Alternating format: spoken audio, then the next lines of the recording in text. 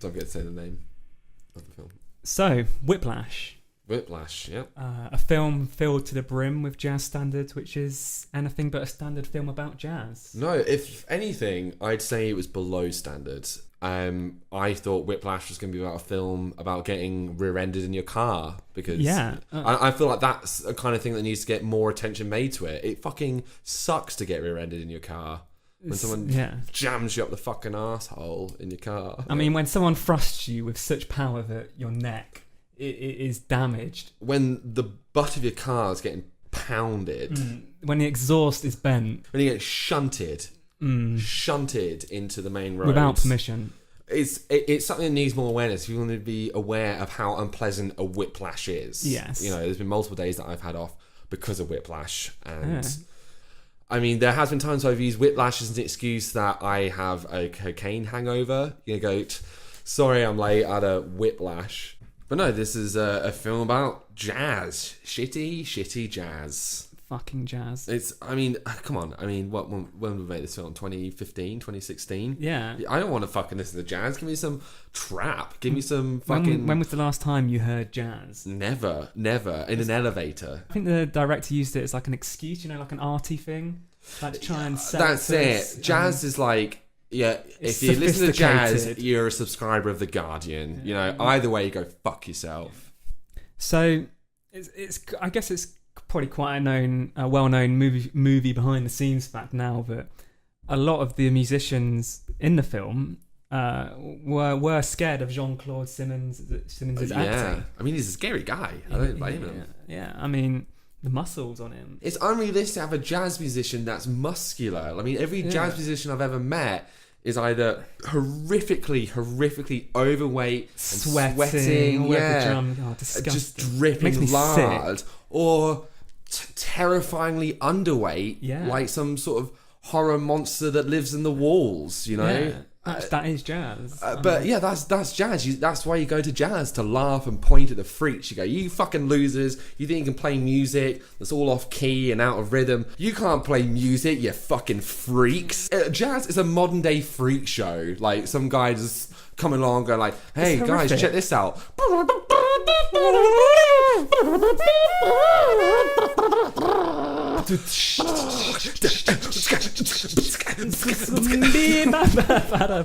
See, there we go. We can make a jazz album now. Well done us. You know, we've made hundreds of thousands of pounds.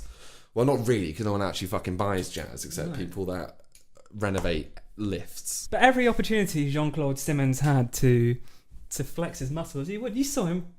You're not on my tempo, and he fucking... Oh yeah, and he always tense it up, and he shows a little washboard chest. I mean, it's tight little shirt. But he's got that weird old person body where it's like, you're looking tight, you're looking fit, but you've got that weird little bit of flab where you look like you're a slightly melted candle. Oh yeah, like that. A rabbit left in the microwave. Yeah, like a McDonald's toy that's been left in the sun. And it was a real problem, him having these muscles, because he just piles the roids down him. Oh yeah, like he's injecting most times of the day, I'd say. Into the scrotum, into the... The thing is, I couldn't tell, like, is it his scrotum or is it his head? Yeah, because he would bend right over and just stick his head in between his legs. And you're like, is he injecting his head? Or his eyes? Testicles? Is it 3 balls and a man's face? It was disgusting, and they made him horrendously angry. He was supposed to be calm. He was supposed to be a loving... I mean, if you're going to poke Jean-Claude Simmons with a stick, you're going to get an angry Jean-Claude Simmons, you know? Yeah. Is why, if you get little cocktail sticks and like jab in the armpits when he's trying to sleep, you're gonna make him mad. And I don't know whether that's what they wanted or whether that was just like, hilarious pranks on set. But that's what they got. They got a very angry J.K. Simmons, and this wasn't meant to be that film, was it? It was meant to be a kind and gentle, a film for the older people, the film for the people that actually fucking like jazz. The demented people that like shit their pants and don't know where they are. The jazz lovers. The guys who love Buddy Rich and Miles Udumgwenge and I mean all the greats. I don't know whether you're talking to me or having a seizure. I don't understand those names. That's jazz. The anger that we inadvertently provoked within Jean-Claude Simmons, it was much to the dismay of the musicians, which what many people don't know were actually his children. Yeah, I mean, he has a lot of fucking kids. He is that a bit guy of a, is a roided up cat in heat, you know? Yeah. Pump. Pump him out. Oh, JK, you here?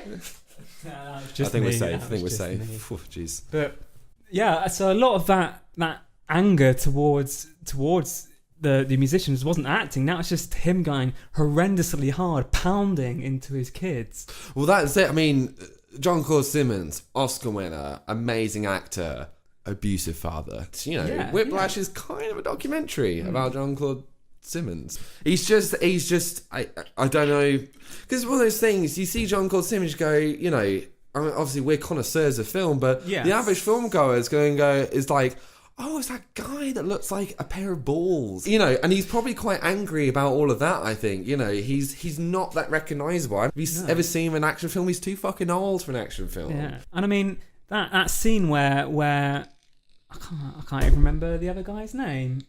What was? Kilometers Joe. I think that's the other guy in Whiplash. Kilometers Joe. When Kilometers Joe tackles him from behind the drum kit, he broke 2 of his ribs. Imagine that man in an action film. Yeah, weak. Disintegrate. He's weak, honestly. It's dust. It's like a broken Stretch Armstrong. But it's still like he's been stretched and he's just left there. Yeah. And he's just sagging. I don't know how people...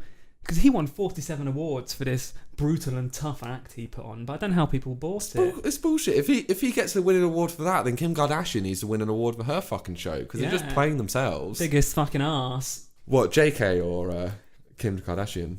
Leave that to the audience. Leave that for his kids. I kind of want to go back to the whole Whiplash idea, you know, in the actual phrase of the word, in terms of, you know, Whiplash is a serious condition that people go through. Yes. A lot of people suffer with whiplash. Terrible. You know, I know there's a lot of charities out there. You know, the people listening here, you know, you can help us by calling us on 555-461. Great cause. Great cause. Should we go get some heroin? This week in film. Get off me. You have something in your hair. Like, I'm just picking it out. I've got no hair. We've been friends for years. I can see you got some sort of knit. It looked tasty. I'm going to eat it. So, this week in film, we're talking film classifications. There's always a controversy film around... age rating. Yeah, like you got your PGs, your U's, your 12s, your 12A's, 15s, 18s. So unnecessary. Yeah, who needs them? Like, who needs... this is the question that we're asking, and we're answering.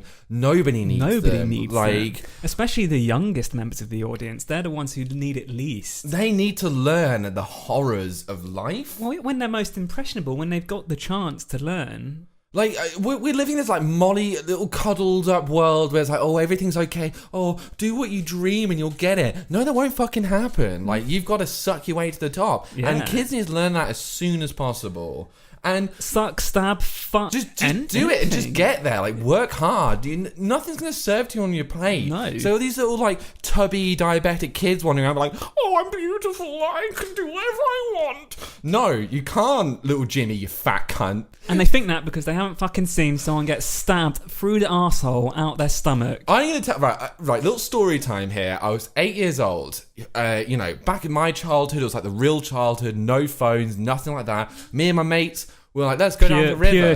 Pure childhood, you know? Unadulterated, hot childhood. And let's go down to the river. And you know what we saw? A bloated corpse. Yeah. And that thing changed me the rest of my life because we cut it open to see what's inside. And you know what? It's not pretty. What was inside? It was filled with, like, coffee beans.